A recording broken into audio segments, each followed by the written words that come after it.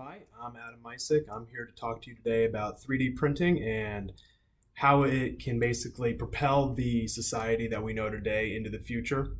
So, 3D printing has kind of come onto the scene recently in the past about 5 years to the more consumer market. It's been worked on for the past 30, but just as of late, it's really grown and blown up a lot. Um, for that reason, more consumers are getting into it. It's more easily accessible for them to be able to get into it. Things are cheaper, printers are smaller, takes up less time for things to print, and overall, it has grown as an industry. Um, it's a lot more specific and more precise now. You can print things down to a tenth of a millimeter in detail. So one of the crazy things that it's able to do is you can take a picture of a key and perfectly recreate it and actually have it be used in a lock and unlock it made out of plastic. So amazing things that are happening there. It's fairly easy to get into now. Like I said, it's cheaper, and the learning curve isn't too steep to kind of learn how to use the different 3D CAD processing programs. All of it is open source and free, which is a great thing for the market.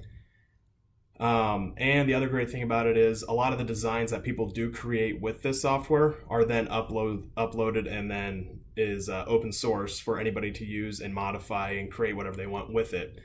So any individual can get a printer or go to learning centers. I know Google makes some of their own things and be able to take these and make whatever they want with it, really. So then 3D printing itself has started affecting different industries, specifically the medical industry and construction industry. In the construction industry, you can now print buildings with concrete with a 3D printer, not in the sense of what we might always think of as like this small little like plastic thing, but it's able to create these buildings out of concrete in the same concept where it just goes around and around and around to build up this structure. And that also has been taken to like third world countries or relief efforts after like hurricanes or floods. And again, they're able to do the same thing, but with the natural soil that's already there. So they're not having to spend money or spend resources by taking their printer to that area. Then also with medicine, prosthetics are a new growing industry with 3D printing.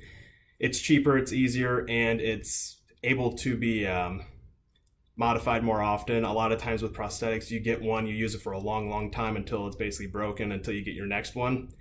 With 3D printing, it's a lot easier to get new ones over time so that people can get a better fitting prosthetic for a longer time, I would say. Also, it's used in a lot of prototyping for a lot of companies that basically produce anything, either phones, laptops, razors, shoes, cars, airplanes. All of these things are able to be easily prototyped on a 3D printer so that people in the industry are able to more easily find out what needs to be done to their products before they send it out to mass market. So overall, all these things kind of add up to what the future will look like with 3D printing. And because of that reason, kids nowadays need to be exposed to this at a lot earlier than they are now. I would akin it to with the same concept of with computers or now coding in a sense also, how the sooner you get a kid introduced to it, the more likely they are to get involved with it and interested in it, and then being able to take that and grow it as an industry. So if kids themselves are being introduced to it, first they can kind of see it as like a toy.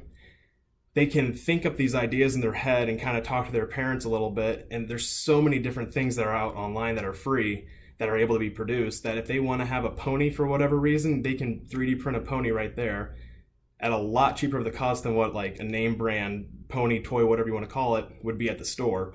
And they get to see it being made right in front of their eyes. So if kids are growing up with this industry right in front of them, they're going to be more likely to try to push it forward, just as people that grew up with like dial-up internet or like these big tube TVs for computer monitors wanted to push that industry forward because they found it fun and interesting. And now we have 4K resolution on TVs and computer monitors, and we have multi-million-dollar projects for video games. if kids grow up with something, they're more likely to get involved with it.